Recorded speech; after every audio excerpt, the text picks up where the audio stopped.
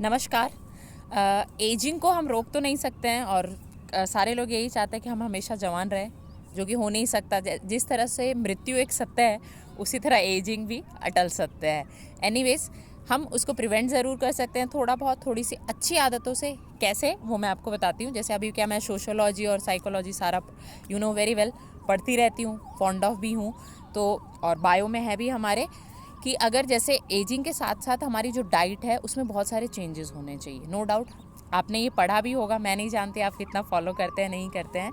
सबसे पहले हमारी डाइट में सबसे ज़्यादा जो है, हमें फाइबर्स को इंक्लूड करना चाहिए। अब हम फाइबर्स को कैसे इंक्लूड कर सकते हैं? हम अलग से लें, ऐसा क्या करें? हम चुकंदर खाएं अलग से। काफ़ी सारे लोग चुकंदर खाना पसंद नहीं करते हैं, तो आखिर हम ऐसा क्या करें?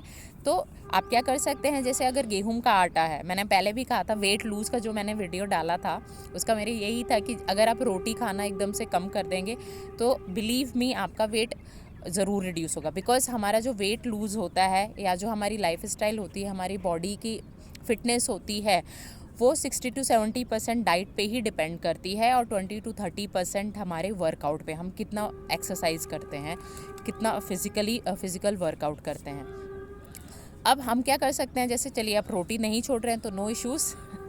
रोटी छोड़ने का मतलब ये नहीं कि आप पूरी रोटी खाएं ही नहीं। मैंने उस टाइम भी कहा था कि आप बाजरे की रोटी अपने डाइट में इंक्लूड करें या कोई भी। और अभी तो मोटे अनाज का ये ईयर जो है, ये 2023, ये इस तरह के सीरियल्स को ही दिया गया है। तो आप इस तरह से कुछ कर सकते हैं कि जैसे आपने चने हो गए, वो आप पिसवा के, जैसे चक्की में गेहूं के साथ, या ज्वार, जौ, बाजरा, ये सब आप मिक्स करवा के इनटेक कर सकते हैं। धीरे धीरे जब आपकी आदत हो जाएगी, क्योंकि टेस्ट बड्स नो डाउट हमारे अडेप्ट होते रहते हैं, चेंज होते रहते हैं, तो जब टेस्ट बड्स को आदत हो जाएगी अलग अनाज खाने की, तो धीरे धीरे आप भी गेहूं से, नो डाउट गेहूं का अनाज आपको, सिर्फ गेहूं का अनाज उतना अच्छा नहीं लगेगा। आपकी बॉडी में फाइबर्स जाएंगे और फाइबर्स जाने की वजह से क्या होगा, बॉडी में जो फैट डिपोजिशन या बाकी जो फिजिकल फिटनेस नहीं होती है वो धीरे धीरे डिक्रीज़ हो जाएगी। और सबसे अच्छी बात है, जो कार्डियोवैस्कुलर प्रॉब्लम्स होती हैं, इश्यूज़ होते हैं एजिंग के साथ, स्पेशली मेल में जो ज़्यादा होते हैं, जो मैं अभी पढ़ रही थी, पता ही है हार्ट अटैक्स मेल में ज़्यादा होते हैं। इसका एक ये भी रीज़न है डाइट। नो डाउट वो अपने जो पर्टिकुलर व्यूज़ वगैरह हैं, अपना पेन शेयर नहीं करते हैं, ये भी एक बहुत बड़ा रीज़न है। बट उसके साथ साथ डाइट तो है ही, तो उनको काफ़ी फ़र्क पड़ेगा। जो हार्ट अटैक के केसेस होते हैं, हार्ट स्ट्रोक के इस तरह से जो केसेस होते हैं, वो सारे के सारे रिड्यूस होने लगेंगे और पहली बातें होंगे ही नहीं। तो prevention is better than cure. तो हम क्यों नहीं पहले से ही अपनी जो लाइफ स्टाइल है उसको इस तरह से कन्वर्ट करें। जैसे जैसे मतलब एक क्राइटेरियाज होता है, जैसे 20+, 30+, 40+, इस तरह से। तो जैसे जैसे आप प्लस प्लस की तरफ बढ़ते जा रहे हैं, वैसे वैसे अपने आपको, ऑब्वियस ही बात है कि डाइट में चेंज लाना ही पड़ेगा, क्योंकि जो मेटाबॉलिज्म है वो एज के साथ रिड्यूस होता है। मेटाबॉलिज्म क्या होता है, जैसे उदाहरण देती हूँ, यूजुअली मैं बच्चों को बताती हूँ कि 2 लोग हैं, उन्होंने पिज़्ज़ा खाया, ठीक है, सपोज़ आपने पूरा एक अच्छा खासा जो क्या बोलते हैं उसको, मुझे ध्यान नहीं, मैं इतना खाती नहीं हूँ, एक स्लाइस होती है और आपने पूरी ही सारी ही स्लाइसेस खा ली दोनों लोगों ने। एक को क्या था कि शाम तक भी डाइजेस्ट नहीं किया, सपोज़ आपने आफ्टरनून में खाया।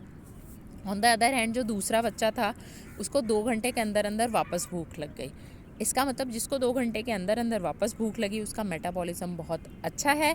और जिसका शाम तक भी उसको लग रहा है कि यार पिज़्ज़ा गले में ही है अभी तक, ऐसे अजीब सा, इसका मतलब उसका मेटाबॉलिज्म अच्छा नहीं है।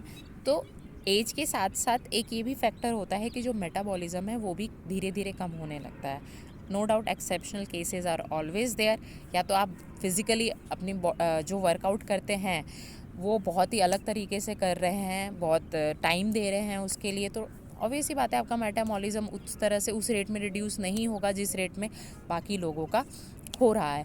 तो इस तरह से बाकी और जो फाइबर्स आप खाएंगे उसका इफ़ेक्ट यूजुअली जो फीमेल्स होती हैं उनको अपनी स्किन से, और उनके ऊपर ये प्रेशर होता है कि वो स्पेशली जो मॉर्फोलॉजिकल कैरेक्टर या जो फिज़िकल फीचर्स हैं उस पर ज़्यादा फोकस करती हैं, स्ट्रेस में चली जाती हैं।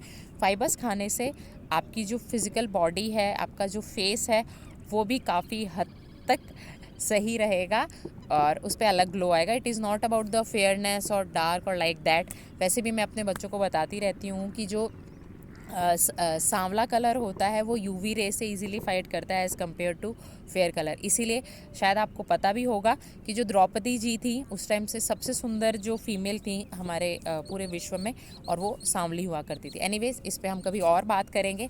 तो अपने डाइट में फाइबर्स को इंक्लूड कीजिए ताकि आप एज के साथ भी उतने ही फिट रह सकें, उतने ही आपकी लाइफ फ्रेश फीलिंग वाली रहे और उतनी ही अमेजिंग रहे। So take care of yourself. Thank you so much.